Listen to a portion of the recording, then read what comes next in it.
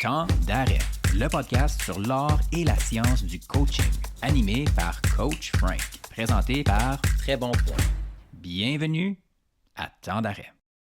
Salut tout le monde, c'est Coach Frank qui est avec vous. Cet été, je vous propose de redécouvrir 5 conversations marquantes de Temps d'arrêt avec Coach Frank. Pour moi, c'est des épisodes qui ont touché notre communauté des coachs, des professionnels et qui méritent d'être entendus à nouveau. Mon intention avec Temps d'arrêt reste le même durant l'été, c'est-à-dire déconstruire l'art et la science du coaching pour créer un meilleur monde du sport pour tout le monde, athlètes, coachs, dirigeants et parents. Mais là, pour l'été, j'ai aussi besoin de vous. Premièrement, on veut faire grandir notre communauté parce qu'on veut rejoindre encore plus de monde qui sont impliqués dans le sport pour faire encore une plus grosse différence. Alors, si le podcast t'apporte quelque chose, ben d'un, abonne-toi. De deux, évalue le podcast sur ta plateforme préférée. Et surtout, partage avec tes collègues, tes athlètes et tes amis. Ça prend 30 secondes et ça fait toute la différence et ça va faire une différence. Deuxièmement, on a besoin de tes témoignages. Quels épisodes t'ont marqué depuis le début de Temps d'arrêt? Écris-nous sur les réseaux sociaux, @CoachFrankPHD dans un mot, ou abonne-toi à notre infolettre sur coachfrankphd.com pour nous le faire savoir. Donc, tu as une anecdote, tu as un témoignage, il y a un épisode qui t'a marqué, on veut le savoir. Là-dessus, je te dis bonne écoute et je te souhaite surtout un excellent podcast. Steve, bienvenue à Temps d'arrêt. François, merci. Ben, merci à toi de prendre du temps. Médecin d'urgence, papa, athlète à temps partiel, c'est pas rien. Puis particulièrement, Strava me dit, parce que oui, c'est là qu'on se suit le plus, je pense, sur les médias sociaux. Strava me dit que tu as récemment complété un 300 km de vélo. Oui, merci de le souligner. On a eu vraiment du plaisir cette journée-là. C'est un objectif de un petit bout avec deux bons amis. Là, fait que souligner Anne-Sophie et Fred avec qui on a roulé. Super expérience, fantastique journée. Ça a permis de repousser les limites un peu, être dans l'inconfort. Fait que vraiment tout ce qu'on recherchait de l'expérience. Ben, tu sais, l'inconfort, je pense que tu aurais pu être inconfortable après 70 km. Là. Je sais pas, tu sais, comme à 300 km, c'est encore plus qu'un inconfort. Mais qu'est-ce qui t'a amené à vouloir faire un 300 km de vélo? Ah, French Tackle Film, je suis inconfortable à 30 km. Tu peux t'imaginer que la journée était longue. Mais pour répondre à ta question, c'est toujours un peu de comme, se dépasser, voir la limite et où aussi. Puis, tu sais, j'avais essayé ça auparavant avec mon frère, il y a déjà 2-3 ans, puis on n'avait pas été capable. Fait qu'on aime toujours essayer de se mettre des défis comme ça, qu'on réussit pas toujours. Je pense que ça fait partie de trouver la limite et où, puis il y a un certain plaisir à ça pour nous, c'est sûr. OK, puis t'as dit que t'as pas réussi à te rendre avec ton frère, comme t'en as fait comme pour combien avec ton frère? Tu t'es rendu jusqu'à où quand vous avez essayé il y a 3 ans? Ah oui, c'est clair, je me suis rendu avec mon frère parce que, écoute, c'est un boulet, là, fallait que je le prenne. Non, c'est pas vrai. C'est le plus en forme des deux. Tu pourras regarder son Strava d'ailleurs, comme que tu l'as mentionné plus tôt. Mais on a fait, je pense, le 2/3 du voyage. Puis c'est une journée fantastique aussi. On a vu plein de belles gravel roads dans le coin de l'Estrie, là, d'où ce qui vient. Mais écoute, c'était juste un trop gros objectif pour le temps. Fait que cette fois-là, ça n'avait pas marché. Mais super expérience encore. Puis l'inconfort, il ressemblait à quoi? Tu sais, comme dans le 150, 300 km, on va parler davantage de la santé à long terme, de l'activité physique, de l'importance du VO2, toutes ces choses-là, tu sais, dans les prochaines minutes. C'est une des affaires qui était importante pour toi, tu voulais qu'on en parle, puis on va y revenir, tu sais. Puis là, disclaimer, avertissement pour tout le monde, on n'est pas en train de vous dire que vous avez besoin tous de faire un 300 km. C'est pas ça le point. Mais je trouve ça intéressant de dire que comme, hey, t'as décidé de faire un 300 km de un props. Moi, juste 70, j'ai les genoux qui sont fendus de bord en bord. Mais ceci étant dit, comme ça ressemblait à quoi l'inconfort de 150 à 300? Tu sais, pour moi, qui a jamais exploré cette zone-là, qui va peut-être l'explorer avec toi dans 3 ans, je sais pas. Mais comme je suis curieux de savoir. Ben, je pensais que cet après-midi, on allait faire ça après le podcast. Quand on se reparlera de nos plans, ça a l'air qu'on n'était pas sur la même page.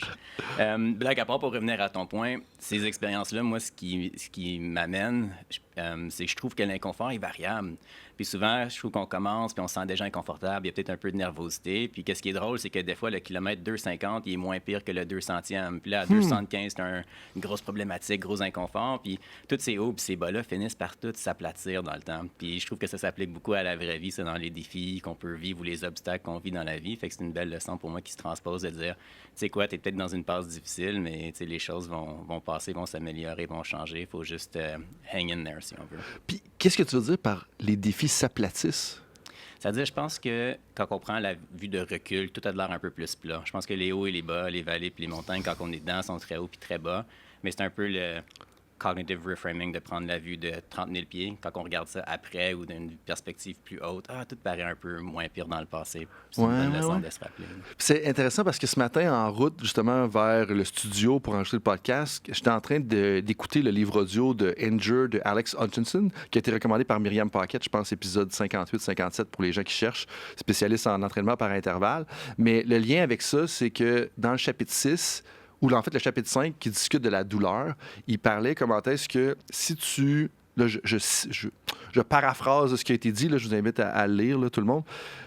Il parlait que si une personne court 100 000, là on parle de courir 100 000, donc 160 km, puis une personne court 200 000 sur une période de temps, parce qu'il y a des courses là, comme l'Ultra Trail du Mont-Blanc, c'est comme 170 km, des choses comme ça, peut-être ton prochain défi.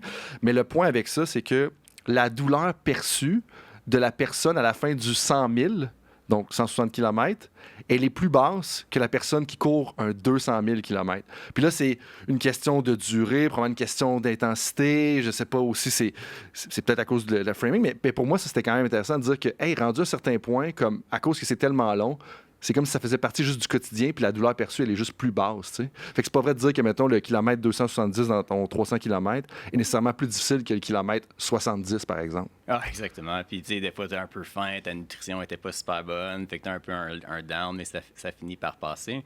Puis, si j'ai bien compris ton point du livre, c'était de dire que une course plus longue était perçue comme moins douloureuse qu'un événement plus court, peut-être. Ouais, exactement. Je pense que ça résume bien la situation. Puis, tu sais, en même temps, on s'entend le 100 000, donc 160 km, 200 000, donc si mes mathématiques sont bonnes, c'est 320 km.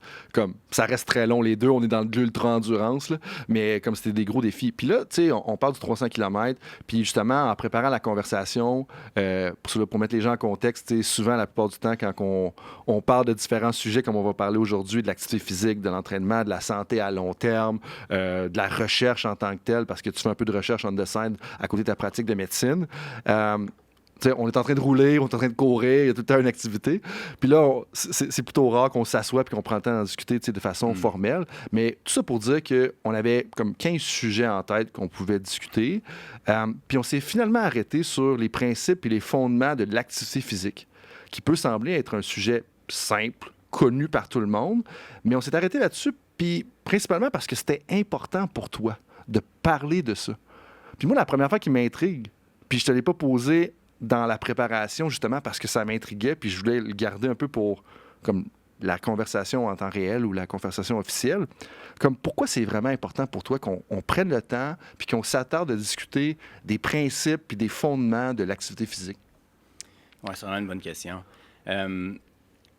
Je vais peut-être partager une histoire, c'est correct? Ben, c'est très correct. C'est ce que j'avais partagé quand j'avais présenté là-dessus à l'hôpital devant mes collègues sur un sujet similaire. Puis je leur avais raconté l'histoire de mon père durant la pandémie, où est-ce qu'il y avait eu un rendez-vous avec son médecin de famille. Puis en passant, mon père était OK, est-ce qu'on partage cette histoire-là aussi? Là, Okay. Fait que je peux me permettre de vous la partager.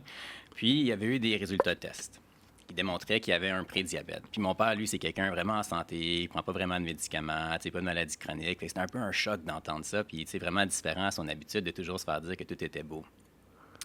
Puis là, de fil en aiguille, on parlait de, bon, qu'est-ce qu'on peut faire pour le prédiabète, comment est-ce qu'on peut adresser ça. Puis une chose qui était sortie, c'était l'activité physique. Puis avant, mon père, avant la pandémie, allait au gym une fois par semaine, faisait de l'entraînement en résistance. Mais là, avec la pandémie, on sait, tout a fermé, fait que ça l'a un peu chambardé sa routine. Puis quelques fois auparavant, on avait parlé d'intégrer un peu d'activité cardiovasculaire avec le resistance training, mais il n'y avait jamais vraiment le temps. C'était trop occupé dans son horaire. Puis là, de fil en aiguille, la discussion est venue à ça. On parlait un peu de comme, mais qu'est-ce que tu aimes faire, papa? Puis il dit, jouer au ping-pong. Fait que ça, de fil en aiguille, essentiellement, il s'est acheté une table de ping-pong. Puis là, il a joué dans le sous-sol. Puis là, il trouvait ça vraiment le fun. Puis là, il bougeait une demi-heure par jour. Puis là, maintenant, c'est rendu qu'il y a un elliptique, il fait du vélo aussi. Puis là, la plupart des journées, il a fait sa demi-heure d'activité physique, même que ça y prend. Puis quand il bouge pas, il se sent moins bien. Fait qu'il a un peu constaté les bénéfices de l'activité physique pour lui.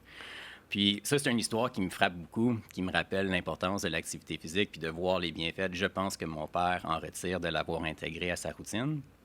Puis ça me rappelle un peu notre enfance, où est-ce que, en fait, je parle de l'activité physique que mon père a intégré ces dernières années dans sa routine, mais ça me rappelle que depuis qu'on est jeune, c'est grâce à mes parents, je pense qu'on fait toujours de l'activité physique. Ils nous ont inscrits à tellement d'activités, soirées, fin de semaine, à nous conduire ici et là. J'ai joué au badminton beaucoup quand j'étais plus jeune. C'était grâce à eux, leur investissement de temps, surtout de nous amener aux pratiques, tournois, etc.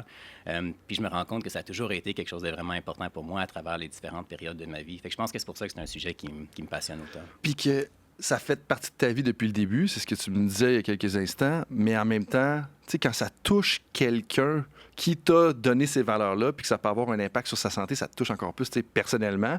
Puis je pense que le défi là-dedans, c'est que, tu sais, qu'on soit un médecin d'urgence, qu'on soit un spécialiste de l'informatique, qu'on soit un directeur d'une fédération, qu'on soit un coach, pour 1000 raisons, qui peut aller de la famille à d'autres responsabilités professionnelles, le désir de passer d'assistant directeur général à directeur général d'une équipe, on va mettre l'activité physique de côté, alors que ça fait partie de notre vie depuis le début, parce que c'est ça qui nous a amenés dans le sport, dans la santé, dans différents éléments. Puis c'est tellement important. Puis c'est drôle parce que, dans un sens, quand tu parles de l'histoire de ton père, c'est lui qui t'a comme poussé vers l'activité physique, mais au prix de la sienne, peut-être, pendant un certain temps de sa vie. Puis là, ça l'a amené à avoir, tu sais, un diagnostic de prédiabète. Fait que c'est fou comment est-ce que, tu sais, des fois, ce que je veux dire par là, c'est ça vient nous chercher. On sait que c'est important, mais on va pas prendre le temps de le faire, puis on va pas prendre le temps de bloquer du temps dans notre horaire, c'est pour ça, tu sais. Je vois vraiment un parallèle avec beaucoup des activités ou bien des comportements qu'on sait qui sont bons pour notre santé. Hein. Ça prend beaucoup de discipline, je pense, pour l'intégrer. Puis ça revient beaucoup un peu aussi à une question d'identité. Tu sais, qui je suis, pourquoi c'est important pour moi de faire ça. Puis à ce moment-là, je pense que le changement devient plus facile à effectuer. Mm-hmm. Puis donc, moi, c'est une des raisons pour laquelle je tenais aussi à ce qu'on en parle, c'est que je pense que pour tous les professionnels, parce qu'à un certain point, tu sais, on va être loin du coaching sportif, c'est-à-dire coacher le football, le hockey, le basketball, tu sais, aujourd'hui. Mais je pense que c'est vraiment important que les gens en entendent parler pour 2 raisons. La première, c'est je pense que prenez soin de votre santé, puis vous allez être capable de prendre mieux soin des personnes qui sont autour de vous, que ce soit des athlètes, que ce soit des employés, que ce soit des patients. Il faut d'abord prendre soin de sa santé, un peu comme la maman qui doit mettre son masque d'oxygène sur son propre visage avant de le mettre sur celui de son enfant quand il y a une catastrophe qui arrive dans un avion. Bien, prendre soin de sa santé, c'est ça que c'est, tu sais. Puis, ce que tu as souligné d'ailleurs aussi, c'est qu'il y a des bienfaits physiques, mais il y a des bienfaits mentaux. Tu sais, jouer au ping-pong, c'est une activité physique, mais je suis sûr que ton père, ben après ça, il se sent mieux puis il est plus heureux dans sa journée. Puis moi, je le vois avec des personnes autour de moi. Tu sais, comme ma conjointe, c'est une ancienne joueuse de hockey. Comme quand elle revient du hockey, elle a comme un petit pep qu'elle n'a pas nécessairement habituellement. Elle a toujours du pep, elle est toujours stimulée, puis ça va super vite dans son esprit, mais il y a comme un petit pep, en fait, je devrais dire, supplémentaire qui arrive dans ces moments-là, tu sais. Ah, 100%. Puis on le voit dans nous aussi. Hein? Je pense qu'on peut définitivement raisonner avec cette expérience-là. Puis je le vois dans toi, comme des fois, t'es vraiment bête quand tu as bougé dans ce forêt. Ça arrive pas, ça arrive jamais. Ça arrive jamais, même quand on dort 5 heures de sommeil. Mais ceci étant dit, tu sais, une des affaires qu'on veut discuter, c'est les bienfaits, les recommandations de l'activité physique. Puis l'affaire qui me frustre un peu là-dedans, dans laquelle je baigne un peu dans les derniers mois, en préparation pour le cours de physiologie, de l'exercice à l'Université du Québec en Outaouais, c'est que il y a plein de messages qui sont envoyés à gauche et à droite sur les médias sociaux, que ce soit comme Bill Belichick dirait sur InstaFace ou FaceChat ou des choses comme ça, là, puis je fais exprès de mal les phraser. Donc, les recommandations d'activité physique ont été un peu éparpillées, tu sais, sérieusement, puis j'aimerais ça peut-être que tu nous aides à faire un topo de qu'est-ce qu'il y en est. Là. Tu sais, on parlait en pré-entrevue du 150 minutes, on en est où par rapport à ça?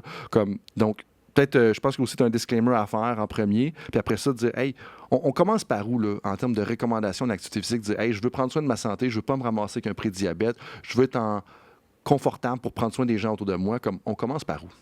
Oui, bonne question, Frank. Merci de me rappeler pour le disclaimer, fait que j'en profite pour le faire. C'est juste de souligner que je suis ici pour partager mes opinions personnelles qui sont les miennes. Évidemment, c'est pas un reflet des milieux où je travaille ou de mes employeurs.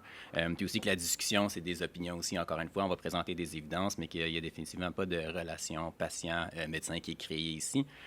Puis que si jamais vous avez des questions médicales à ce sujet-là qui vous concernent personnellement, de les adresser à un professionnel de santé ou votre médecin. Super. Pour en venir à ta question, on en parlait tantôt, je pense qu'il faut prendre un peu un pas de recul si c'est correct avec toi, puis peut-être rentrer un peu à définir l'activité physique avant qu'on se lance à en parler. Puis je pense que c'est important parce que l'activité physique, c'est plus large. Dans le fond, c'est n'importe quel mouvement corporel produit par les muscles squelettiques qui nécessite une dépense d'énergie. Puis l'exercice, c'est une sous-catégorie de cette activité physique-là, qui est un exercice ou une activité physique structurée et exercée sur l'amélioration et le maintien de la condition physique. Donc, une petite différence, mais important quand même, parce qu'on peut se rendre compte que pas toute l'activité physique, nécessairement, c'est des choses comme s'entraîner, aller au gym, courir, par exemple, jardiner ou marcher, par exemple, ou juste demeurer actif dans sa vie tous les jours, fait partie de l'activité physique aussi. Je me permets aussi de localiser notre discussion d'aujourd'hui parce que l'activité physique, ça peut être très vaste. On peut parler d'activité physique comme d'entraînement musculaire de résistance, d'activité physique cardiovasculaire. Il y a aussi une composante qui est importante au niveau de la mobilité et l'équilibre. Puis je pensais aujourd'hui qu'on se centrait surtout sur l'activité physique aérobique pour limiter un peu l'écart de la discussion. Puis on pourrait parler à d'autres moments, je pense, des autres. C'est juste que c'est des sujets tellement différents qu'il faut explorer, je pense, chacun dans son temps parce que sinon, on peut se perdre dans la discussion. Certainement, certainement. C'est déjà arrivé quelques fois, soit en vélo ou de façon plus décontractée. Puis pourquoi l'activité physique cardiovasculaire particulièrement? Je pense en est un que, en tout cas, j'ai passé plus de temps dernièrement à réfléchir dessus. C'était aussi le sujet de la présentation qu'on m'avait demandé d'effectuer à l'hôpital pour tous nos collègues aussi. Puis comme que tu avais mentionné au début de ta question, par rapport aux recommandations des lignes directrices de 150 minutes aussi, je pense qu'il y a beaucoup de recommandations autour de ce type d'activité physique-là, puis d'aider à le démystifier ou bien d'en parler un peu plus pour peaufiner nos connaissances à ce sujet-là. Je pense que c'est important. OK, puis qu'est-ce qu'on veut dire par le 150 minutes? Plongeons là-dedans directement. Comme, est-ce que c'est exact? Est-ce que c'est coupé au couteau? Dans le fond, il faut que je bouge 150 minutes par semaine. C'est assez? 150 minutes de randonnée, c'est good? On en est où par rapport à ça officiellement? Ouais, bonne question. Est-ce que tu me permets une dernière définition Certainement, pour certainement. les gens qui écoutent avant qu'on se lance? Puis juste avant là-dedans, tu sais, comme des fois quand on entend des gens dire « Hey, on se lance dans des définitions », comme il y a des gens qui vont banaliser ça un petit peu. Puis j'en avais parlé, je pense, avec Martin Descarreaux. Là, je me demande si c'est pas l'épisode 44 où on retourne un peu plus dans les premiers épisodes de Temps d'arrêt. Mais c'est important de définir les choses. Parce que, tu sais, des fois, on a des arguments avec des gens autour de nous, que ce soit notre partenaire à la maison, notre famille, nos amis, peu importe. Puis en réalité, quand tu t'attardes à la conversation, tu te rends compte que on faisait juste pas parler de la même chose. Fait que, tu sais, la définition est importante juste pour être sûr qu'on s'entend qu'est-ce qu'on veut dire. Tu sais, quand tu disais activité physique, mais c'est plus large, puis exercice, c'est, OK, quand on s'engage dans quelque chose qui est un peu plus structuré, là, si on veut, c'est ma façon de le vulgariser. Mais c'est important de le faire parce que comme ça, on parle, tu sais, si on parle d'un chat, bien, on sait les deux qu'on parle d'un chat. On n'est pas en train de parler d'un félin à quatre pattes, tu sais, parce que ça pourrait être autre chose qu'un chat, tu sais, si on prend cette définition-là. Fait que go, vas-y pour ta définition. Ah, bien dit. Il faut que je mette l'emphase sur l'importance d'avoir le même mental model. Hein? Ça fait partie aussi de quelque chose qu'on parle souvent dans mon milieu de travail quand il y a de la confusion autour de la communication. Qu'est-ce que tu veux dire? Non, ben, qu'est-ce que tu veux dire par modèle mental? Ben, écoute, là, on prend une tangente, mais on m'a ça dit que c'était acceptable. C'est très accepté. Un bon exemple de mental model, par exemple, c'est quand on a un patient malade en situation d'urgence, chronodépendante, etc. Puis on verbalise quelque chose comme OK, donc le patient a un sepsis, qui est une forme d'infection sévère. Mais de partager à voix haute notre mental model peut faire en sorte que deux de nos collègues avec qui on travaille dans cette équipe à ce moment-là disent non, attends un peu, c'est un cas cardiaque. Qu'est-ce que tu veux dire? Donc, j'aime beaucoup ton analogie avec les définitions parce qu'en verbalisant nos définitions ou notre mental model, dans ce cas-ci, on peut permettre de mettre les pendules à l'heure puis s'assurer qu'on parle bien de la même chose. Puis c'est tellement important parce que, justement, il y a une étude qui a été faite avec, je pense, au championnat du monde de netball, à quelque part dans les années 2015-2016, qui parle que le résultat des équipes était relié à la congruence du modèle mental partagé par l'équipe. Fait que voulant dire que si, mettons, tu pensais que le système de jeu allait dans une direction, plus ce que les joueurs ou les athlètes pensaient du système de jeu était congruent, était la même chose en bout de ligne que ce que les coachs pensaient, plus il y avait de chances de finir dans le haut du classement. T'sais. Puis en bout de ligne, ce que tu viens de dire, c'est ça. La réanimation en salle d'urgence, le traitement d'un patient dans une crise en salle d'urgence ou dans le sport, ben c'est un sport d'équipe. Tout le monde a son rôle à jouer, tout le monde a sa contribution à faire. Fait que tout le monde soit un peu être dans la même direction, qu'une façon, tu sais, un modèle mental partagé, c'est une façon scientifique de dire tout le monde est dans la même direction puis voit la même chose, bien, ça devient important. Puis il y a des études, justement, qui backent que la performance puis les résultats dans des sports d'équipe tendent vers les équipes, justement, qui ont plus de succès, tu sais, qui ont le même modèle mental partagé. Fait que ça fait plein de sens, là. Ça résonne vraiment avec moi. On peut-tu parler de ça pendant la prochaine heure? on peut certainement. Mais retourner à la définition un peu de ce que tu disais. Fait qu'écoute, une dernière là, avant qu'on parle plus en détail de l'importance de l'activité physique, je pense qu'il faut qu'on parle de METS. Fait que je vais vous lire ça ici. Là. Le METS, là, c'est une mesure d'énergie. Puis c'est l'énergie qu'on dépense en restant assis au repos. C'est l'équivalent de 1 METS.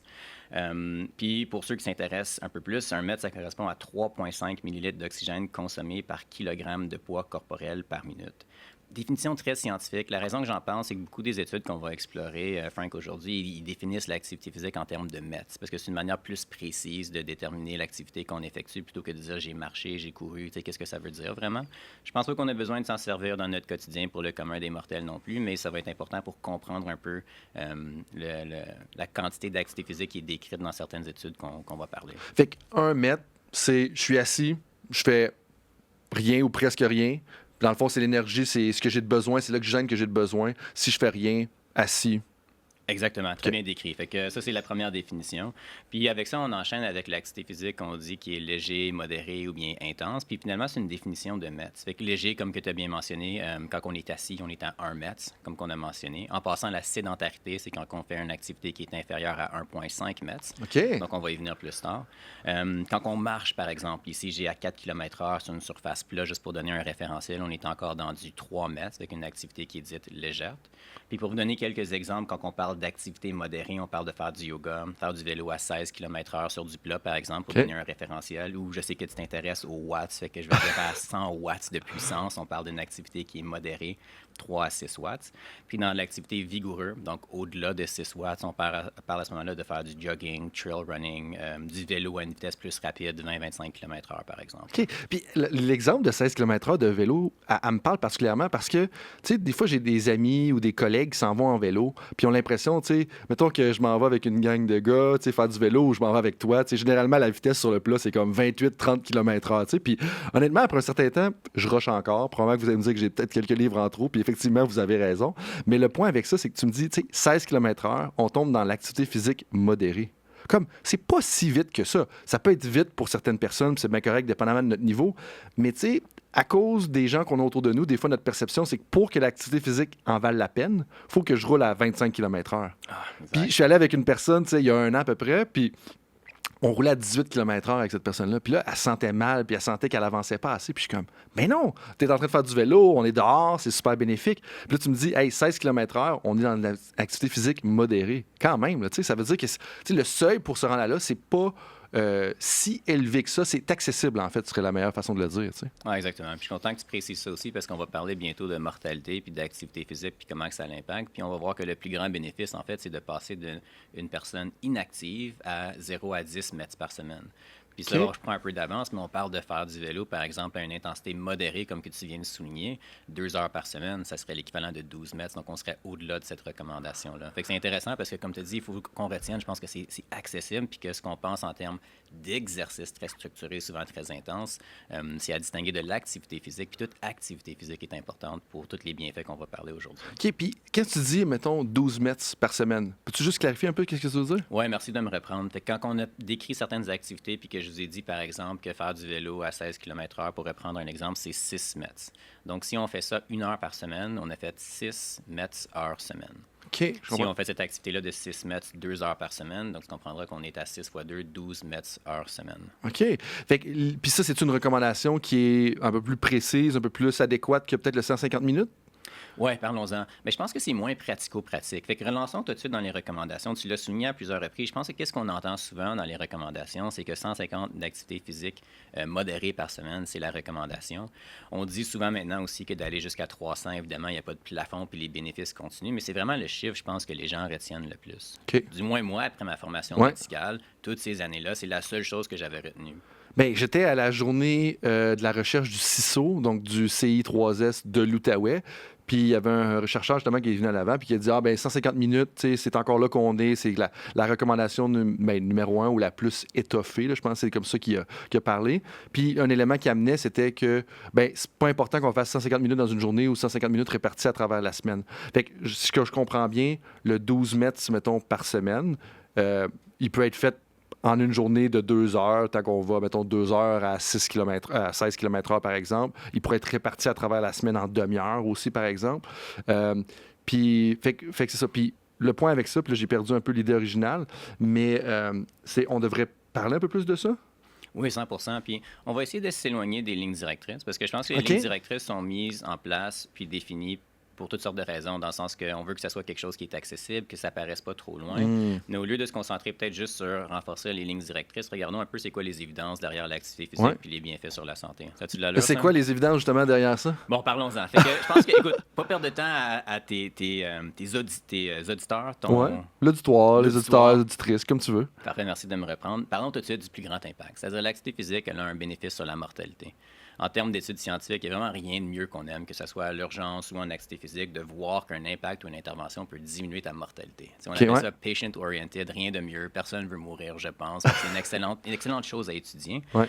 Puis, la plus importante étude, encore une fois, on parlait de ça, on va partager les références dans les notes. C'est une de JAMA en 2015, écrite par Aram et al. Puis, il montre une très belle association entre la quantité d'activité physique que l'on fait puis la mortalité qui diminue. Puis je prends un peu d'avance, on va en parler plus en détail de l'étude, mais le graphique principal des résultats démontre que plus que l'activité physique augmente, donc plus que le nombre de METs heures semaine augmente, plus la mortalité diminue. Puis il ne semble pas avoir un effet plafond, loin de ça, à partir du 150 minutes semaine d'activité modérée qu'on décrit souvent. OK. Et ça, je pense que c'est important à souligner. Puis qu'est-ce que tu dirais aux personnes qui ont vu un TED Talk, exemple moi, qui ont vu un TED Talk qui parle qu'il y a une relation en U inversée entre non pas U inversé, un U, en fait un U, relation en U entre la quantité de kilomètres de course que tu fais par semaine puis les incidences de maladies cardiaques, là, si mes mots sont adéquats, voulant dire que si, mettons, tu cours 3 km par semaine, ben tu as plus de chances d'avoir une maladie cardiaque ou une crise de cœur qu'une personne qui court 16 km par semaine. Un exemple, 16 km par semaine, même je pense que c'était jusqu'à 25 km par semaine, comme tu diminues le plus possible les incidences de maladies cardiaques, si je me rappelle bien cette vidéo-là. Mais là, si tu cours à peu près 75 km par semaine, c'est comme si tu augmentais tes chances justement d'avoir de la maladie cardiaque. Fait que parce que là, si je me rappelle bien, je pense que c'est... En tout cas, bref, les principes généraux sont exacts. Ça semble un peu détonner avec ce que tu viens de dire. Parce que ce que tu viens de dire, c'est comme on peut quasiment en faire autant qu'on veut, puis plus on en fait, ben mieux c'est en réalité. Ah, c'est une très bonne question, Frank. Puis je vois que je m'en sortirai pas avec tes questions allumées. Je ne pourrais pas te passer de sapin ici. Je vais arriver à ta question. Mais avant politicien, je vais peut-être juste souligner un point avant pour ne pas oublier. Okay. Ce que je veux souligner du graphique que vous pourrez voir dans l'étude qu'on va vous montrer, c'est que le plus grand bénéfice sur la mortalité d'activité physique là, se situe de passer de 0 mètres heure semaine à 7,5. Fait que là, encore une fois, là, on parle de, par exemple, donner un exemple, là, faire 1 heure de vélo à 16 km/h, réparti sur toute la semaine, par exemple.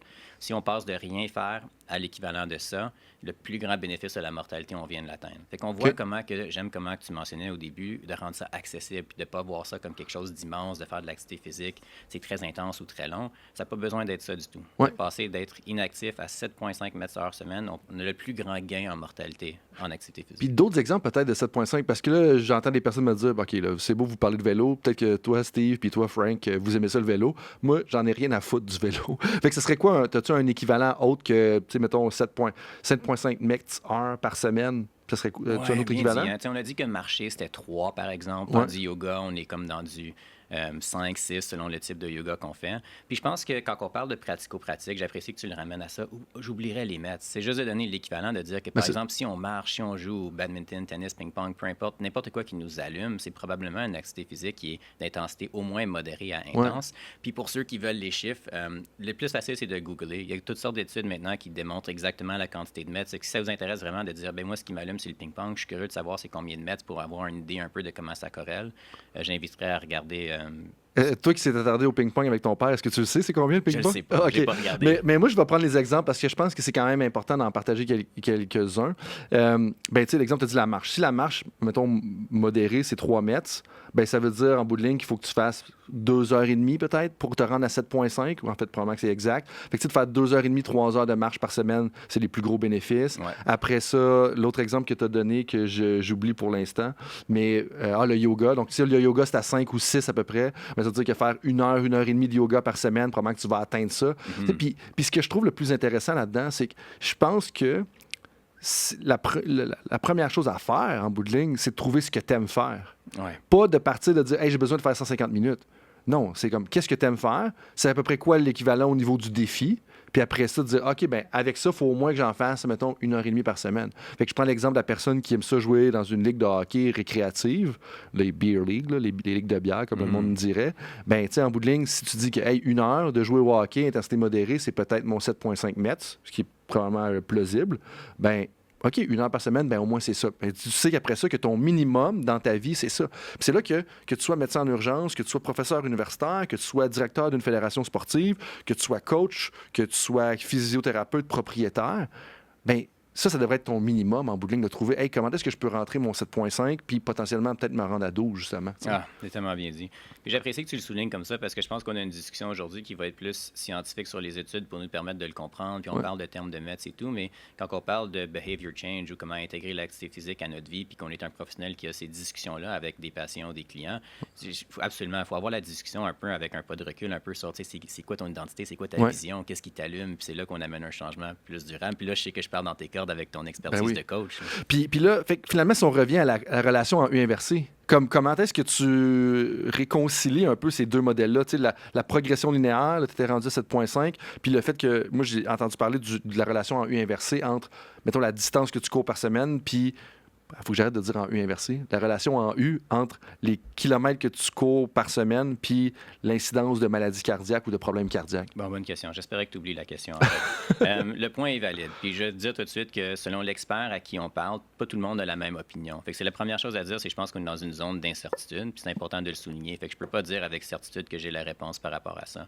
Quelque chose, par contre, au niveau de cette relation-là en U ou bien le J-curve qu'on décrit avec la mortalité, pour être très spécifique, si vous regardez l'étude que je vous ai citée là, de JAMA 2015, on voit que quand on augmente le nombre d'activités physiques de 15 à 20 mètres, à 40 mètres, là, encore une fois, il n'y a pas de J encore. C'est-à-dire que la mortalité ne fait que diminuer. Okay. À ton point, Frank, quand on arrive dans des extrêmes, fait que plus que 75 mètres heure semaine. Fait que là, petit calcul mental, là, on est rendu dans assez d'activités physiques par semaine. On voit effectivement que la mortalité augmente. Qu'est-ce qu'il faut souligner de cette courbe en J, c'est qu'elle n'est pas présente dans toutes les études. C'est-à-dire qu'il y a des études qui la démontrent et des études qui ne la démontrent pas. Puis dans les études où est-ce qu'on voit ce phénomène de courbe en J inversée, par exemple, celle que je vous parle encore une fois de 2015 dans le JAMA, les intervalles de confiance de cette mortalité-là qui tend à augmenter sont très larges. Bon, pourquoi? Parce qu'évidemment, c'est une population beaucoup plus restreinte. Il n'y a pas beaucoup de gens qui font tant d'activité physique que ça. Ouais. Puis ça rend les résultats moins crédibles. C'est-à-dire, pourquoi que quelqu'un aurait eu une mortalité dans ce petit groupe-là? Mais s'il y a juste 3 personnes, j'exagère, puis quelqu'un aurait eu un accident d'auto, bien là, la mortalité semble très haute. Mais c'est-tu à cause de l'activité physique? On ne sait pas. Fait qu'on a moins de certitude dans les résultats. Oui. Puis avant d'aller plus loin, comme juste pour rendre les choses concrètes, tu sais, 75 mètres heure semaine, c'est bien le chiffre que tu as dit. Ouais. Ça veut dire 25 heures de marche relax, si j'ai bien compris, parce que 3 fois 25, ça fait 75. Je demande à tout le monde de vérifier parce que mes mathématiques ne sont pas toujours les meilleures. Et puis, sinon, si on parle encore de faire du vélo à 16 km/h, ce qui était 6 mètres, si je me rappelle bien, on est à peu près à 12, 13... On est à 12 à 13 heures de vélo à 16 km/h. Donc, c'est quand même beaucoup d'activité physique. Pour que tu rentres 13 heures de vélo à 16 km/h, comme dans ta semaine, quand on est un professionnel puis qu'on n'est pas en route vers le Tour de France ou etc., ça devient difficile. Mais c'est là, ça m'amène à une hypothèse. Est-ce que donc... Parce qu'une des hypothèses que j'ai, c'est que, basé sur des lectures à gauche et à droite de ce genre de présentation-là, ce genre de conversation-là, moi, j'ai comme croyance que les athlètes du Tour de France et les athlètes d'ultra-endurance raccourcissent leur espérance de vie. Est-ce que ça serait faux ou ça serait une extrapolation qui est loufoque ou l'extrapolation que je fais par rapport à ça pourrait être probable, puis ça semble tendre vers ça? J'ai pas la réponse à ta question. Je sais pas la réponse, mais aussi, c'est que je me dirais que c'est multifactoriel, dans le sens que c'est probablement, si on accepte là, ton hypothèse que leur espérance de vie est réduite, c'est-tu juste à cause du volume d'activité physique ou c'est-tu à cause que, ils sont à la fine pointe des suppléments, puis il y a peut-être des choses détrimentales qu'ils prennent des fois. On a vu les scandales de doping, etc. Fait que en cyclisme? Exact. Hein? Donc, je me demande toujours, comme au bout du compte, si leur mortalité n'est pas dans le meilleur range, par exemple. C'est-tu qu'un effet de l'activité physique qui est trop importante ou ils sont un peu intenses dans beaucoup de sphères de leur vie, je pense aussi. Fait qu'il c'est peut-être dur de démêler les cartes à ce niveau-là. Ouais. Si tu me permets d'enchaîner, par contre, une chose que je trouve intéressante, juste pour finir la discussion sur la mortalité, c'est que ce qu'on voit que la courbe en J inversée, comme qu'on a décrit, premièrement, on ne la voit pas dans toutes les études. Je vous rappelle bien, on la voit dans certaines. Les intervalles de confiance sont larges. Mais ce qui est intéressant, c'est quand on regarde des études de mortalité comparativement au VO2 max. Parce que là, contrairement à des gens qui rapportent et qui disent « Hey François, ça c'est le nombre d'activités physiques que j'ai faites puis qu'on regarde la mortalité », si à la place, on dit « Non, c'est du cas, je ne veux pas savoir combien d'activités physiques tu as faites. Viens au laboratoire, je vais tester ton VO2 max, puis on regarde la mortalité de cette gens-là. On ne voit plus de courbe inversée. C'est-à-dire, plus haut est ton VO2 max, moins haute est ta mortalité. Point à la ligne, il n'y a pas d'effet plafond derrière ça. Ah oui.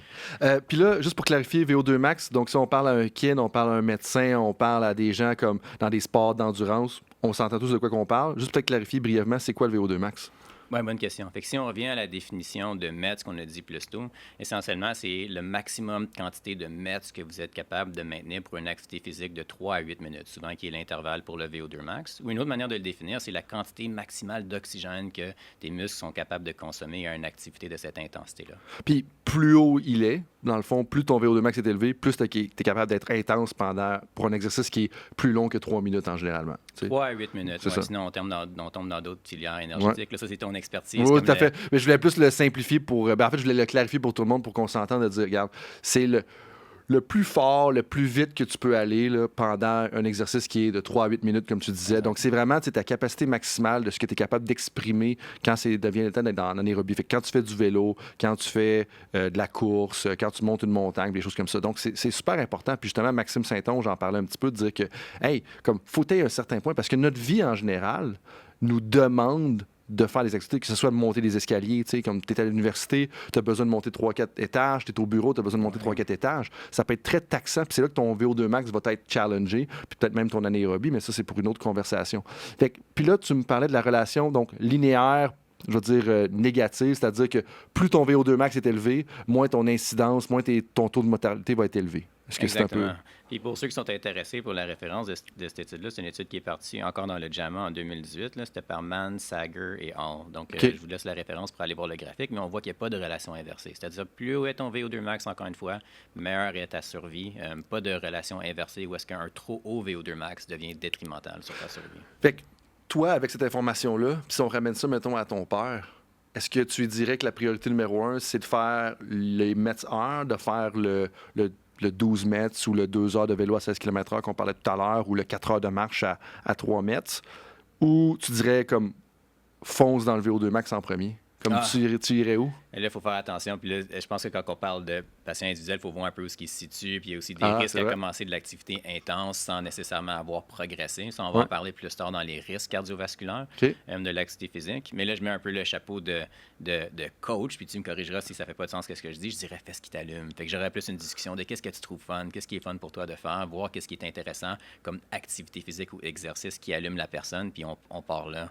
Bien, en fait, je ne sais pas si j'irais avec ça parce que oui, le côté le fun, mais tu peux faire le côté le fun en durée ou tu peux le faire en intensité. Tu sais, si, mettons, on prend l'exemple de jouer au ping-pong, malgré que le VO2 max, je sais pas si à quel point il est challengé au ping-pong, ça dépend contre qui tu joues. Là. Peut-être que s'il joue contre toi, le VO2 max va être challengé. S'il joue contre moi, peut-être qu'il sera pas challengé, justement.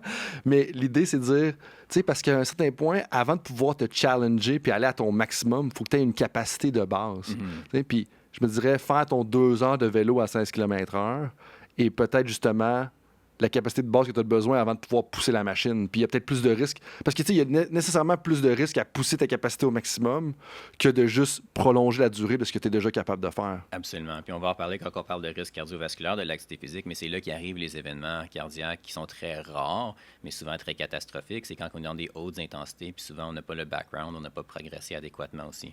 Donc, encore une fois, je souligne que l'émission, l'information qu'on donne aujourd'hui, c'est pas une consultation médicale. C'est pour ça que c'est important de suivre avec un professionnel de la santé. Mais il faut faire attention avec l'activité intensive physique. Je pense que ça prend un background, ça prend une progression adéquate. C'est pour ça qu'il y a des professionnels qui sont là pour nous accompagner. Bien, tout à fait. Puis là, tu sais, justement, tu me parles de VO2 max comme un terme. Bon, ça, c'est, mettons, ta capacité maximale de puissance aérobique entre 3 à 8 minutes. C'est ce qu'on disait depuis tantôt.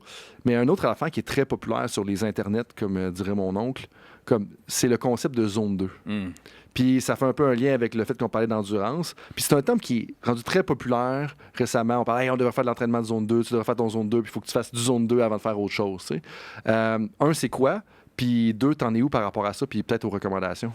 Je suis content que tu en parles parce que à la présentation que j'avais donnée initialement, on avait parlé de juste activité physique cardiovasculaire comme un tout. Mais tu as raison que quand la discussion devient plus granulaire, je pense que le VO2 max est important pour l'étude qu'on vient de discuter avec la mortalité. Mais ce que tu as décrit comme étant la zone 2 ou une activité aérobique de plus faible intensité est aussi très importante pour d'autres raisons, notamment la santé métabolique. On plonge-tu là-dedans? Ben oui, plonge là-dedans, tout à fait. Parce que, en fait, moi, l'idée là-dedans, c'est de dire, OK, bon, ton VO2 max, ça a une incidence sur ta mortalité, une incidence positive, donc ça réduit les risques. Après ça, on a comme un débat de dire, hey, on devrait-tu faire plus d'endurance ou plus d'intensité? Mais il y a des courants de pensée, puis il y a des gourous sur les internets qui vont dire, non, laisse faire l'intensité, fais que du zone 2. Puis je sais pas, tu sais, j'aime pas justement les internets pour cette raison-là. C'est pas noir ou blanc, là, comme il y a plein de nuances de gris, puis il y a une valeur là-dedans. Puis juste pour clarifier, tu sais, quand on parle de zone 2 au niveau scientifique, ben c'est qu'on est en bas de ton premier seuil lactique, si je ne m'abuse. Ça veut dire que ça commence pas à brûler, ça commence pas trop à chauffer, t'es en dessous. Mais pour le commun des mortels, la façon dont nous, on le juge quand on part en vélo ou on part courir, c'est on est-tu capable de jaser avec des phrases courtes? Fait que si en bout de ligne, on est en train de faire du vélo, on est capable de parler, ben généralement, on est en zone 2. Tu sais, tu parles puis t'es pas trop essoufflé. Dans ton cas, tu es probablement en zone 1, quand moi, je suis en zone 2 puis peut-être même en zone 0, en voulant dire que c'est trop facile pour toi de me suivre, mais on parle généralement de ça. Fait que, mais on en est où par rapport justement à la zone 2 puis l'équilibre entre les deux? Parce que c'est un débat de dire, regarde, moi, là, qui a une santé à long terme, puis la raison pour laquelle je m'entraîne, puis je dis ça parce qu'il y a d'autres professionnels qui vont écouter la conversation aujourd'hui, que la raison pour laquelle ils s'entraînent, ils aiment ça, mais c'est pour... Ils ont compris puis ils ont intégré le fait qu'être en santé, ça va avoir un impact positif sur ma vie professionnelle, sur ma vie familiale. Fait que c'est ça qu'ils font. Puis là, ils se demandent la question, puis je le sais parce que j'ai posé plein de questions à plein du monde avant qu'on se parle aujourd'hui, de dire, je devrais-tu être intense 3 fois semaine? Je devrais-tu être en zone 2 toute la semaine? Parce qu'on est éparpillé, puis ça revient un peu au thème principal de ma première question, c'est ça. Fait que là, je te ramène la balle après un baragouinage semi-cohérent, de dire comme, on en est où par rapport aux zones 2? Je suis content que tu aies défini la zone 2 pour moi parce que je voulais m'assurer de ne pas me tromper. Là, mais je suis d'accord avec toi, c'est le premier seuil lactique, comme que tu as bien décrit. C'est où est-ce que la majorité de l'énergie est produite par la phosphorylation oxydative au niveau des mitochondries. Évidemment, vous comprendrez ceux qui ne voient pas que je suis en train de lire parce que je ne me rappelle pas de ces gros mots-là. Mais ce qui est important de comprendre, c'est que c'est une zone de basse intensité, comme que tu as souligné, où est-ce que la majorité de notre énergie est produite au niveau des mitochondries. Fait que la zone 2, si on peut voir ça avec cette analogie-là, c'est un entraînement, en fait, qui renforce notre système de mitochondries. Puis la santé de notre mitochondrie, c'est très important. Puis c'est associé avec plusieurs maladies chroniques quand que ça devient problématique ou détrimental. OK. Fait que si je peux me permettre de continuer un peu là-dessus, une des choses principales pour laquelle on veut que nos mitochondries soient en santé, c'est pour notre santé métabolique. Une santé métabolique qui est pathologique à l'extrême, c'est ce qu'on appelle le diabète. Fait que le produit final d'une pathologie ou d'un système métabolique qui ne fonctionne pas très bien, c'est un diabète de type 2. Puis ça, typiquement en médecine, là encore une fois, il faut que je lise parce que ta conjointe pourrait me corriger. Ça, c'est pas quelque chose qu'on fait souvent à l'urgence, mais le diagnostic de diabète se fait quand que le taux de sucre dans notre sang arrive au-delà d'une certaine valeur. Okay. Je pense que les chiffres sont pas trop importants.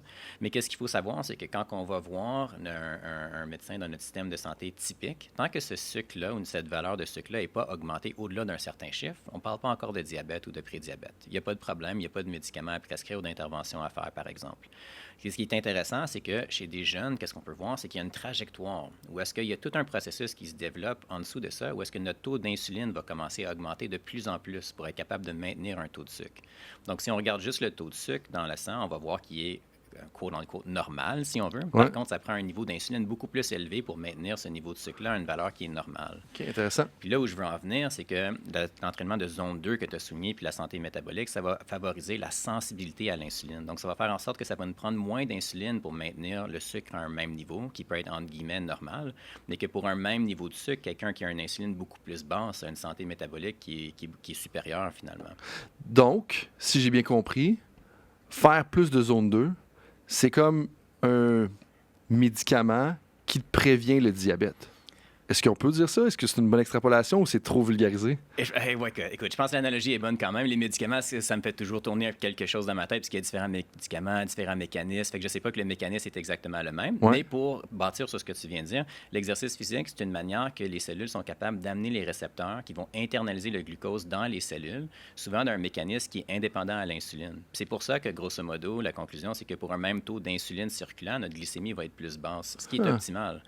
Fait que, tu sais, une personne, puis moi, je trouve ça super intéressant parce que, oui, c'est scientifique ce que tu viens de dire. oui, on a les éléments de la théorie, on parle des mitochondries puis ces choses-là, mais en bout de ligne, je me dis, si je sais que dans ma famille, il y a du diabète généralement, parce que si je ne me trompe pas, il y a un côté héréditaire au diabète, que ce soit génétique ou comportemental, parce qu'on adopte les comportements de nos parents qui peut-être peuvent augmenter les chances qu'on ait du diabète, bien, après ça, je peux me dire, à partir de ce que tu as dit, puis je te reformule ça parce que j'aimerais ça que tu valides ou invalides ce que je vais te dire, bien, hey, peut-être que je devrais incorporer davantage d'activité physique de zone 2. Si je suis le genre de personne que, hey, il y a du diabète dans ma famille, mais moi, ce que j'aime faire, c'est jouer au flag football une fois semaine, qui est pas nécessairement une activité de zone 2, qui est plus intense parce que tu sprintes pendant comme 10 secondes, peut-être 60 fois durant le game. Bien, je devrais peut-être incorporer davantage de zone 2 dans ma vie de tous les jours, c'est-à-dire de l'exercice où est-ce que je pars, je suis capable de jaser pendant que je le fais, puis ça va peut-être aider à retarder l'apparition du diabète ou même peut-être le prévenir quand je vais arriver à l'âge peut-être de mes parents ou l'âge de ma famille, où est-ce que ma famille traditionnellement avait le diabète. Est-ce que c'est faux? Est-ce que c'est valide un peu comme extrapolation? Ah, 100%, je pense que c'est important d'engager dans ce type d'activité physique-là. Puis ça me ramène quelque chose que tu avais dit plus tôt que je voulais ressouligner, où est-ce qu'on était très noir ou blanc, entre comme, est-ce que c'est le VO2 max, la haute intensité, mais la basse intensité, la, entre guillemets, zone 2 qu'on décrit qui est important. Il faut voir ça un peu comme les deux le sont. La zone 2, c'est un peu la pyramide, la base de la pyramide qui bâtit le fitness cardiovasculaire, puis le VO2 max étant la fine pointe, mais sans une bonne fondation, si on veut, c'est difficile d'amener le top de la pyramide très haut aussi. Fait qu'il y a une certaine relation entre les deux aussi, mais c'est deux composantes qui sont importantes pour les raisons qu'on a discutées. Un, la santé métabolique, la basse intensité, mais aussi l'association entre le VO2 max puis la mortalité. Fait que je pense pas qu'on peut se permettre d'en ignorer un. Puis ça revient un peu à ce qu'on disait tout à l'heure quand on avait le débat, c'est de dire, te poser la question, moi, ma pyramide ressemble à quoi? Est-ce qu'elle est large? Donc, si elle est large, ça veut dire que techniquement, j'ai une bonne capacité d'endurance, je suis bon à faire de la zone 2, mais le haut de la pyramide n'est pas très haut, donc je devrais peut-être chercher à l'agrandir. Fait que de se poser la question, est-ce que je suis une personne plus endurante ou est-ce que je suis une personne qui a une plus grande puissance? Puis après ça, voir en fonction de la réponse à cette question-là, bien, est-ce que je dois élargir ma pyramide ou je dois augmenter la hauteur de la pyramide en tant que telle. Puis c'est là que, en fait, je serais curieux de savoir, toi, je sais que dernièrement, dans nos différentes conversations, tu as commencé à t'attarder davantage à ton propre VO2 max. Est-ce que c'est un peu en lien avec cette réflexion-là ou c'est quoi la raison pour laquelle tu as dit, hey, comme vraiment, là, ma priorité numéro 1 ou mon focus, si j'ai bien compris, puis corrige-moi si c'est pas le cas, c'est vraiment d'augmenter ma capacité aérobique maximale? Oui, c'est une bonne question. Je pense qu'il y a un peu de tout. Puis quand on commence à lire sur ces sujets-là, ces dernières années, on a eu beaucoup de discussions aussi. Ça vient piquer ma curiosité aussi. Fait qu'il y a un peu un degré de curiosité aussi. Puis en dessous de ça aussi, je pense que c'est de se dire, bon, ben écoute, si j'ai X nombre d'heures d'activité physique par semaine, est-ce qu'il y a manière d'optimiser ça, tout en rendant ça agréable aussi? Puis ce que je me suis rendu compte, c'est qu'il y a beaucoup de... En fait, avant de regarder ça, je faisais beaucoup juste de basse intensité. J'avais beaucoup de fun juste à sortir dehors, aller dans le bois, trail run ou faire du vélo, mais je portais pas vraiment attention à l'intensité. Puis le temps qu'à sortir, je me dis, ben écoute, c'est fun des fois aussi de pousser un peu plus, puis là, je retrouve un plaisir là-dedans. Puis en plus, je vois que ça l'amène à une distribution d'entraînement qui est peut-être plus optimale pour des bénéfices à santé à long terme. OK, je te suis. Puis là, ça m'amène à penser à comme, tu sais, il y a un de mes anciens joueurs avec qui je parlais il y a peut-être un mois. Puis lui, il me disait comme qu'il sort le mardi soir, tu sais, juste pour prendre une marche, juste pour les bienfaits au niveau de la santé mentale, parce qu'il s'est rendu compte que ça y fait du bien. Tu sais, ça marche là, du soir. Puis là, je dis le mardi soir parce que je pense que c'est toujours le mardi soir, puis s'il est capable, il en rentre d'autres. Mais est-ce que ça marche du mardi soir à compte comme une activité de zone 2 ou ça correspond un peu aux critères? Ah, OK, ça, c'est une bonne question.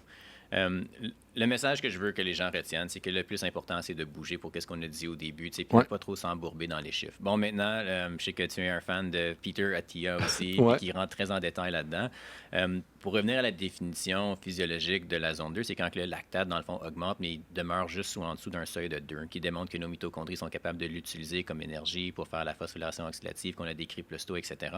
Donc, on voit qu'il faut quand même avoir une certaine intensité pour arriver à cette zone 2-là. Fait que si quelqu'un était absolument intéressé à s'assurer que les marches étaient en zone 2, je pense qu'il faudrait utiliser peut-être certains marqueurs, par exemple, perceived rate of exertion, comme que tu as bien mentionné, c'est-à-dire on peut parler, mais en phrase courte parce qu'on reprend un peu notre souffle, ou bien si on connaît bien nos chiffres aussi, la fréquence cardiaque peut être utilisée aussi pour estimer.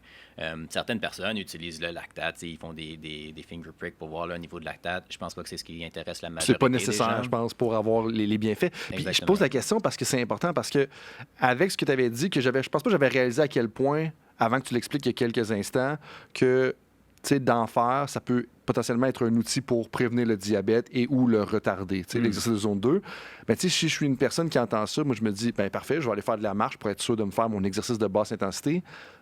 Puis mon point, c'était de dire, attention, dans le sens que oui, il faut faire de l'exercice de basse intensité, mais il faut quand même aller chercher un niveau minimal où est-ce qu'on est capable de parler, mais par courte phrase, comme tu as dit, c'est difficile pour aller chercher les bénéfices. C'est pas à cause qu'on marche comme 6 heures par semaine à 2 km/h, là, puis je fais exprès de dire 2 km/h, c'est pas très rapide, là. Donc à 2 km/h, que c'est suffisant pour aller chercher ça. Pour certaines personnes, peut-être que 2 km/h, ça l'est, mais pour la moyenne des gens, puis là, c'est une très grosse généralisation. Fait que moi, je vais me permettre de la faire. Toi, tu la feras pas comme médecin, mais dire que faut probablement chercher un 3, 4, 5 km/h, peut-être même un 6 pour aller avoir ça. Fait que la référence devient toujours dire, regarde, si vous voulez chercher, si vous voulez faire de l'activité physique pour prévenir / retarder le diabète, faut quand même aller chercher une intensité minimale qui fait que des fois, on a de la misère à faire des longues phrases. Parce que là, clairement, de la façon dont on parle, on est loin du zone 2 en ce moment, là.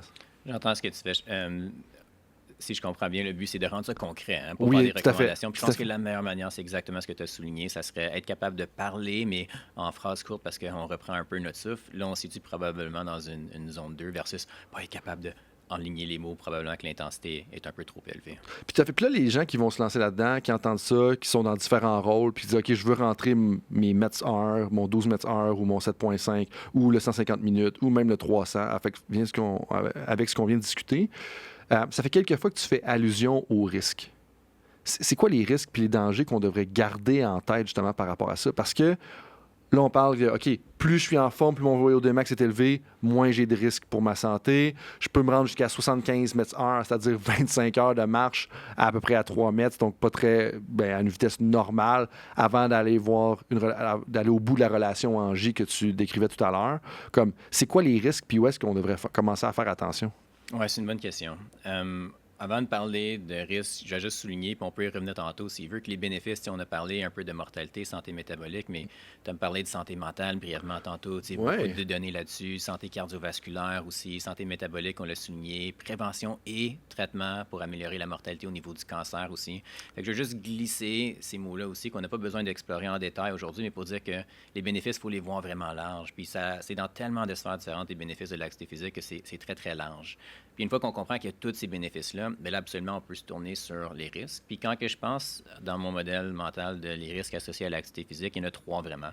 Ça se situe autour des blessures musculo-squelettiques, le risque cardiovasculaire, qui est paradoxalement augmenté, souvent quand on commence l'activité physique en début d'entraînement dans les hautes intensités, puis au niveau des arythmies cardiaques qui peuvent se développer. OK. Peut-être avant de se lancer là-dedans, Frank, quand on parle de risque, une chose que j'aime, un modèle que j'aime utiliser, c'est un que des guides de montagne ont utilisé, que j'ai vu dans mon expérience quand on faisait des voyages guidés. Puis ils parlent souvent de risques comme des risques qui décrivent objectifs ou subjectifs. Puis des risques objectifs, par exemple, c'est un risque qui est inhérent à l'activité. Il n'y a rien qu'on peut faire pour le contrôler. C'est, écoute, si tu fais cette activité-là, le risque est là. Comme, mettons, tu fais une randonnée alpine l'hiver, les avalanches. Exactement. Fait que merci de rester dans le thème des guides de montagne. Fait que, par exemple, c'est ça, on va en alpiniste, écoute, il y a des crevasses ou bien il y a des roches qui peuvent décrocher de la montagne puis tomber. T'sais, on ne peut pas vraiment prévoir ça. C'est un risque qu'il faut juste assumer avec l'activité. Okay. Maintenant, l'exemple n'est pas parfait parce que quand on parle d'avalanche, évidemment, c'est important à know before you go. Il faut s'éduquer, il faut prendre des cours, il faut prendre des bonnes décisions. Fait qu'on peut mitiger le risque. C'est peut-être pas purement objectif, mais je pense que tu as bien compris avec ton exemple que ça fait partie de l'activité, c'est inhérent à l'activité. Les risques subjectifs, c'est des risques qu'on peut mitiger. C'est-à-dire, comme qu'on va voir, il y a des risques qui sont associés avec l'activité physique, mais il y a moyen de mitiger ces risques-là pour les minimiser. Puis je pense que tous les risques qu'on va décrire associés à l'activité physique, il y a moyen de les mitiger avec une bonne progression, avec un entraînement qui est adapté, puis en s'entourant de professionnels compétents quand on s'engage dans l'activité physique. Ça fait du sens? Oui, ça fait tout à fait du sens, oui. On se lance dans le premier risque de blessure musculo-squelettique? Bien, en fait, je peux dans le fond, le deuxième, c'était quoi, les maladies cardiaques? Oui, puis le troisième, c'était quoi? Arythmie. OK. Parle aussi de maladies cardiaques. Moi, je commencerais peut-être par ça, les 2 derniers, en fait. Parfait. Fait qu'en termes de maladies cardiovasculaires, on a parlé des bénéfices sur la mortalité, puis il y a aussi beaucoup de bénéfices sur la santé cardiovasculaire de faire l'activité physique, évidemment aussi.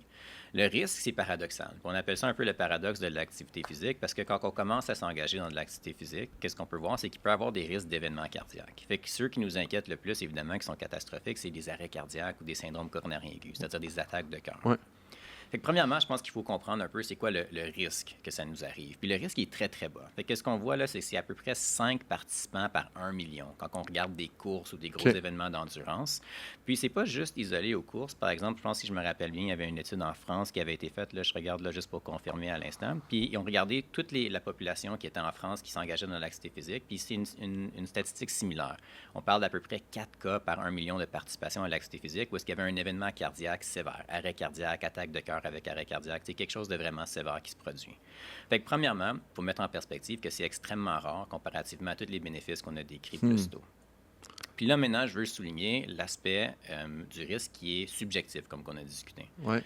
Donc, ça, c'est intéressant parce que un des docs qui nous présentait au diplôme de Sports Medicine, Dr. Schwellness, a fait une étude fantastique où est-ce qu'il regardait l'impact de faire un pre-race medical screening sur le nombre d'événements cardiaques sévères. Puis je pense pas que les chiffres sont importants, mais c'est de démontrer que lors de ces courses-là, il y a toujours évidemment des événements cardiaques, malheureusement. Puis souvent, c'est des gens, des fois, qui sont pas assez entraînés ou qui avaient des maladies duquel ils n'étaient pas au courant, puis que ça devient évident lors de la course. Puis en envoyant des questionnaires aux gens avant l'événement pour les éduquer sur c'est quoi les risques, c'est quoi les symptômes cardiovasculaires, est-ce que vous avez des symptômes, peut-être que vous devriez voir votre médecin avant de participer à la course. Ils ont réduit de beaucoup le nombre de ces incidents-là. Okay. Donc, le risque cardiovasculaire n'est pas inexistant, il existait encore, mais il peut définitivement être mitigé avec une approche progressive, puis quand on s'entoure de professionnels compétents pour être capable de progresser au niveau de l'activité physique, puis minimiser vraiment les chances qu'on ait un événement cardiaque sévère alors qu'on participe à l'activité physique. Donc, si je suis, par exemple, un dirigeant de la Fédération d'athlétisme, puis j'organise une course d'endurance, ou que je suis impliqué dans l'organisation du Marathon d'Ottawa, du Marathon de Montréal, je devrais envoyer un questionnaire comme ça parce que pour la santé des participants. Est-ce que c'est un peu l'extrapolation qu'on peut faire? Parce que ce que j'entends, moi, c'est de dire, OK, juste amener les gens à réfléchir à ça, ça peut potentiellement éliminer les cas. Ça, c'est l'action concrète que je me demande si on devrait la faire. Mais ce que je trouve intéressant aussi, c'est de dire, c'est pas à cause qu'il y a un événement cardiaque dans le marathon d'Ottawa, ce qui arrive vraiment à tous les marathons, là, j'imagine, de ce que j'ai compris entre les branches, j'ai pas de données sur ça. Ça ne veut pas dire que faire du marathon, c'est dangereux. Et participer au marathon, c'est dangereux pour tout le monde. Parce que c'est 5 cas sur 1 million, comme tu as mentionné tout à l'heure. Puis aussi, on est biaisé. Là, si je fais un peu référence au podcast avec Joël Guérette, qui a été publié récemment, bien, on a il y a plein de biais dans la prise de décision, il y a plein de biais dans l'organisation. Bien, un des biais, souvent, c'est que comme, il y a une personne qui a eu une crise de cœur pendant le marathon, c'est dangereux de faire des marathons. C'est pas ça le point, là. Je pense que c'est un peu ça le message. Fait qu'il est en deux temps de dire, comme, faisons attention à nos biais. Quand on regarde un cas, c'est pas à cause qu'on voit un cas que là, à cause que c'est récent, ça nous reste à l'esprit, on dit que c'est dangereux. Mais en même temps, moi, je me demande, comme organisateur, leader d'événements sportifs, est-ce que c'est une pratique qu'on devrait justement intégrer justement dans l'organisation de notre course? Oui, c'est une bonne question. Hein? Puis j'aime que tu parles du recall bias quand ces événements-là arrivent à cause qu'ils sont catastrophiques. C'est souvent des jeunes qui fonctionnaient bien. Évidemment, ça nous impacte beaucoup au niveau émotionnel. Ouais. Puis pour ta deuxième point, je pense que oui, l'étude de Dr. Schwellness, puis je peux vous la souligner, là, c'est Pre-Race Medical Screening and Education Reduce Medical Encounters in Distance Road Races, publié par Schwellness and al., démontre que son intervention diminue le nombre cardiaques significatifs catastrophiques qui ont lieu durant la course. Donc oui, je pense que ça serait quelque chose d'intéressant à intégrer. J'ajouterais aussi qu'un autre cours qu'on a eu durant cette formation-là, qui était fort intéressante aussi, c'est de démontrer que le nombre de gens qui participent dans ces événements-là, aussi d'endurance ou bien d'activité physique assez intense, ont beaucoup augmenté dans les dernières années. Puis avant, je pense que les sports comme ça, c'était beaucoup moins populaire. Fait que les gens qui faisaient des marathons, c'était probablement des gens qui s'entraînaient sur une période de 5, 10, 15 ans. Puis ce doc-là, quand il présentait, lui, c'était un marathonien aussi, il dit « Moi, j'aurais jamais couru de marathon avant un bon 3-5 ans d'entraînement. » Puis maintenant, il y a beaucoup de programmes qui me viennent à l'esprit comme « Run Your First Marathon in 16 weeks », ces choses-là. Puis je pense que si on ne respecte pas la courbe puis on ne laisse pas le temps au corps de s'adapter pour développer les adaptations nécessaires pour performer dans un environnement ou bien un événement assez intense comme courir un marathon, par exemple, c'est là qu'on voit que les complications ou le risque de complications augmente. Ben oui, puis ça, c'est tellement un élément important qui est sous-estimé. Je pense que c'est comme rendu populaire de dire « Hey, je vais aller faire un marathon, je vais participer au marathon d'Ottawa. » Puis là, c'est comme « OK, j'ai commencé à m'entraîner au mois de mai, puis je sais qu'à la fin mai ou début juin, je vais courir un demi-marathon, alors que tu n'as pas couru de l'hiver. » Puis l'autre affaire aussi, dans toutes les problématiques qui reviennent au niveau de l'entraînement, un des bénéfices, puis une des choses qui est tout le temps à considérer, c'est de dire comme faut que tes tendons s'habituent à ce que tu fais. Fait que, oui, de développer ta force, puis quand des fois, les gens prennent des substances on va dire, illicites pour augmenter leurs bénéfices en entraînement. Le problème, c'est que la progression de la force ne concorde pas avec l'adaptation du muscle, du système musculo-squelettique. Fait que tu vas peut-être deadlifter 800 livres, mais tout le reste de ton corps, c'est pas adapté au fait que tu deadliftais 800 livres parce que ta progression de deadlift a été fulgurante un petit peu. Fait que ça devient un élément important, ce qui fait un lien avec la première composante qu'on a évitée tout à l'heure, tu sais, les blessures musculo-squelettiques. C'est de dire, en bout de ligne, si tu viens pour te lancer dans un marathon, ben c'est correct que tu cours un 10 km, puis qu'après ça, l'année prochaine, tu fasses un 21 km, puis l'année d'après, tu cours un marathon. Tu sais, comme c'est correct de faire une progression. Puis dans l'année, ben tu devrais probablement te donner une période de repos de 4 à 6 semaines où est-ce que, hey, là, tu sais, tous tes tendons qui sont sollicités pendant tes 100 km de course par semaine, tu sais, comme ils ont le droit de se reposer aussi, puis permet-leur de récupérer. Tu sais, c'est des éléments importants où est-ce que, des fois, je trouve que justement, oui, les intentions sont bonnes. Puis c'est ça un peu qui est frustrant parce que je veux pas décourager les gens de le faire parce qu'ils se disent « Hey, je fais rien, je vais faire un marathon, let's go. Tu sais, je suis all-in, comme let's go. Tu veux faire un 300 km, fais-le. Mais ramenons justement à ton exemple de tout à l'heure. La première fois que tu as fait un 300 km, tu n'as pas réussi à le faire. Tu sais? Puis alors que je connais tes habitudes d'activité physique, comme tu fais du vélo, tu fais du sport, tu fais quasiment de l'activité à tous les jours, quasiment, pour des bonnes durées de 45 minutes à 7 heures. Là, je niaise un petit peu, j'exagère à peine. Mais le point avec ça, c'est que probablement que la raison pour laquelle tu as réussi dans le 300 km, probablement que le fait que tu étais avec 2 amis plutôt que ton frère, et probablement qu'il y avait un environnement plus supportif que l'autre qui devait te décourager. Là, j'agace la compétition entre frères, donc ton frère est bien correct. Mais le point avec ça, c'est que tu étais probablement plus adapté au niveau de l'ensemble de ton système musculo-squelettique que la première fois que tu as tenté de le faire, qui était, si je comprends bien un peu le timeline, juste 1 an après la pandémie, qui a amené plein de défis pour tout le monde au niveau de la pratique d'activité physique. Tu sais. J'aime beaucoup le overarching point que tu fais sur la progression de l'activité physique. Puis, c'est ça, c'est pas mon champ d'expertise, mais c'est pour ça qu'il y a des experts qui font ça, les kinésiologues, les experts de la physiologie de l'exercice aussi. Puis, je pense qu'il faut avoir peur de s'entourer de gens compétents pour progresser de manière adéquate parce que je pense que tout le monde, quand on a ces beaux objectifs de faire du sport, souvent derrière l'objectif, en fait, c'est pas nécessairement d'accomplir cet objectif-là, mais c'est souvent la santé à plus long terme aussi, puis progresser. Puis, quand on voit le big picture ou l'objectif à long terme, c'est important d'y aller peut-être plus lentement, mais pour des objectifs plus durables sans se blesser. Tout à fait, tout à fait. Fait que, puis là, dans le fond, juste peut-être, pas boucler la boucle, mais nécessairement, est-ce qu'il y avait d'autres choses sur les 2 derniers types de risques avant qu'on rentre plus dans le musculo-squelettique? Oui, bien, quand on parle d'arythmie, c'est un peu différent.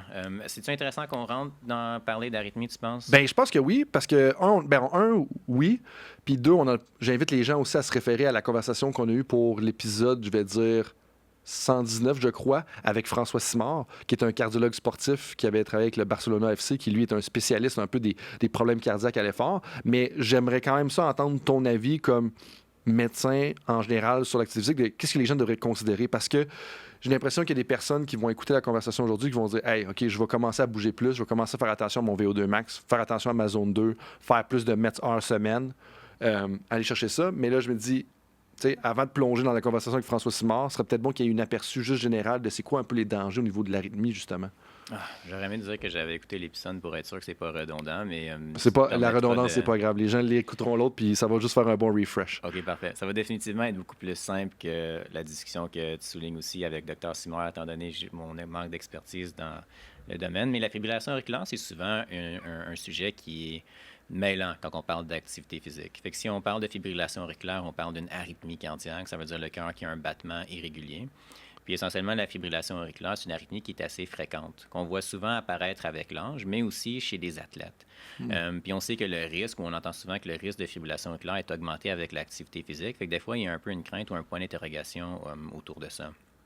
Quand que je recherchais le risque de fibrillation auriculaire pour la présentation initiale l'année passée auprès de mes collègues à l'hôpital, c'était très mêlant pour moi parce qu'on voyait que d'un côté, il y a des études qui démontraient que des gens avec des facteurs de risque cardiovasculaire, plus des gens de la population générale, chez qui faire l'activité physique diminuait le risque de fibrillation auriculaire.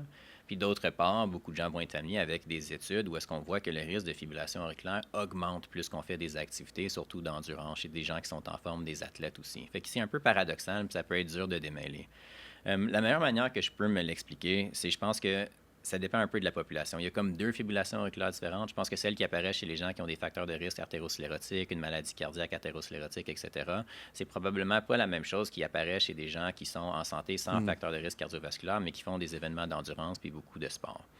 Donc, si on parle d'activité physique présentement, je pense que ce qu'il faut retenir, c'est que l'activité physique améliore votre santé cardiovasculaire. Il faut faire attention aux risques qu'on a discuté plus tôt, mais grosso modo, faire de l'activité physique de manière encadrée, puis progresser, puis s'améliorer, c'est bénéfique d'un point de vue cardiovasculaire. Maintenant, si on est jeune puis on fait trop d'activité physique ou on en fait beaucoup, est-ce que ça peut causer un risque de fibrillation auriculaire augmentée? La réponse, c'est oui. Puis pour donner des chiffres, c'est pour ça que je voulais définir les METs, dans une étude de Centurion et al. Qui est apparue là, en 2022, si je ne me trompe pas, dans le Journal of Atrial Fibrillation, en 2019, qu'est-ce qu'on voyait, c'est qu'il y avait un odds ratio de 5,6, fait que d'augmenter les chances de développer la fibrillation auriculaire avec un odds ratio de 5,6 après juste un cumulatif de 2000 heures d'activité physique sur une vie. Fait que ça, en passant, pour mettre en perspective, là, c'est 10 mètres par semaine pour 20 ans. Fait que là, quand on regarde ça, puis on pense au graphique qu'on a discuté plus tôt, où est-ce qu'on a dit, non, attends, 30, 40 mètres par semaine, il y a encore des bénéfices à faire ça, on peut dire, attends, Steve, là, c'est clair que je vais développer une fibrillation auriculaire. Je ne devrais pas dire clair, mais le risque va être augmenté. Oui, puis je pensais à l'exemple du Tour de France. Quand je te dis tout à l'heure que ça réduit tes espérances de vie, parce que, je veux dire, il doit faire 2000 heures, là, j'exagère peut-être, là, 2000 heures, c'est une job à temps plein, mais en fait, non, 2000 heures, c'est une job à temps plein, là, donc 50 semaines fois 40 heures semaine, pour mettre les gens en contexte. Fait que, eux autres, ils font ça dans une saison, probablement, sur le vélo. Là. Pour dire que c'est pas tant que ça. Ouais, fait que là, il y a deux réflexions ou deux choses qui viennent en tête souvent quand on voit ces chiffres-là. C'est de dire, ouais, mais attends un peu, là. Je veux dire, beaucoup plus de monde aurait de la fibrillation auriculaire. C'est pas tant d'activité physique que ça, Steve, qu'est-ce que tu me décris. Puis, c'est probablement que ça nous amène à comprendre qu'il y a un risque polygénétique à le développement de la fibrillation auriculaire. C'est-à-dire que c'est pas tout le monde qui va avoir la même exposition à cette activité physique-là qui va le développer. C'est définitivement multifactoriel au niveau de nos gènes, au niveau de nos habitudes de vie. On sait que la consommation d'alcool augmente le risque aussi. Fait que c'est dur de concilier juste en termes d'activité physique. Fait que quand on prend un pas de recul de tout ça, je pense qu'il faut se dire, bon, OK, comment qu'on voit ça?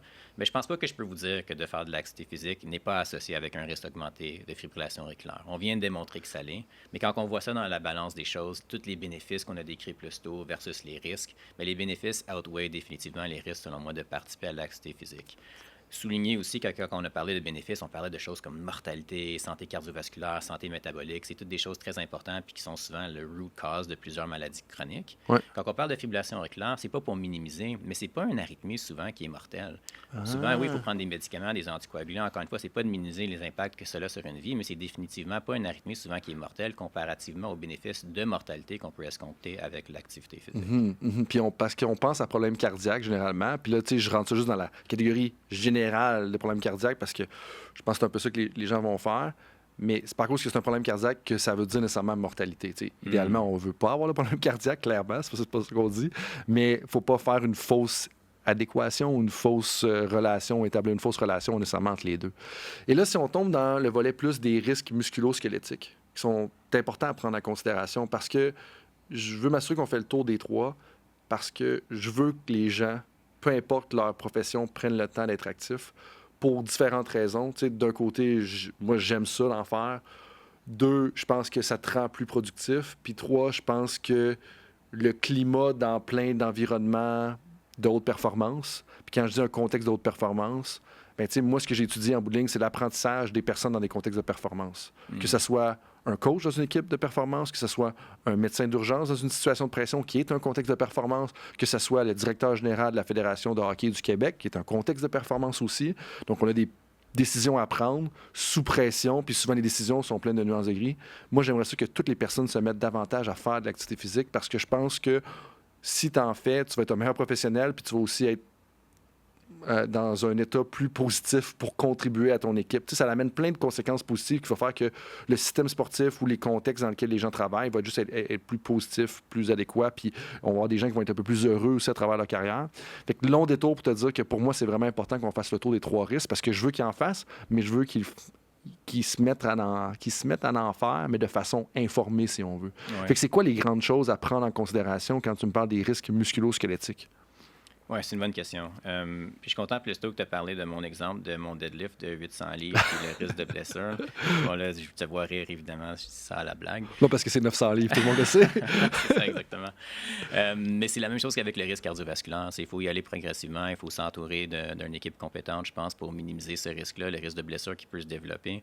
On pense souvent à des blessures qui peuvent arriver. Le plus grand risque, c'est les blessures traumatiques, fait que par le choix d'activité. Puis c'est pas de dire de ne pas faire des activités où ce risque-là est présent, mais comprendre que ce risque-là est augmenté dans des activités où il y a un risque traumatique, des sports de contact, etc. Fait que beaucoup plus petit, par exemple, que si on fait des activités cardiovasculaires, par exemple du vélo sur une surface plane. Mais l'autre chose aussi, c'est les blessures de surentraînement qui peuvent se développer aussi. Puis encore une fois, je reviens à mon exemple de risque subjectif versus objectif, parce qu'avec un plan d'entraînement qui est progressif, quand on ne se lance pas trop rapidement dans des distances ou bien des événements trop intenses, on mitige vraiment ce risque-là de blessure musculo-squelettique.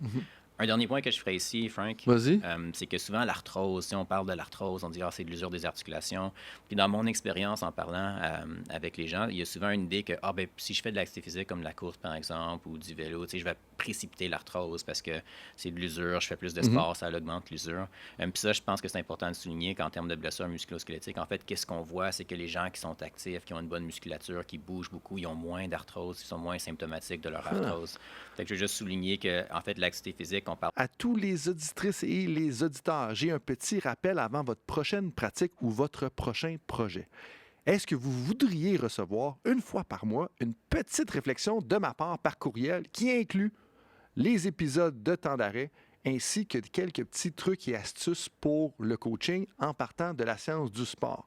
Est-ce que tu aimes ça? Challenger tes idées. Bien, si oui, je t'invite à t'inscrire à l'infolettre de Temps d'arrêt avec Coach Frank, dans laquelle je vais te partager les derniers épisodes de la balado, les dernières idées que j'ai explorées dans ma recherche et les dernières actualités qui sont pertinentes en lien avec le coaching. Je résume tout ça dans un petit courriel qui va arriver dans ta boîte une fois par mois. Puis si tu veux recevoir ça, visite le site coachfrankphd.com dans un mot ou un de nos médias sociaux et ça va me faire plaisir de t'envoyer ça. Le but, c'est de vous aider et de vous challenger dans vos idées. Autrement, je te dis merci d'être avec moi dans l'aventure de Temps d'arrêt.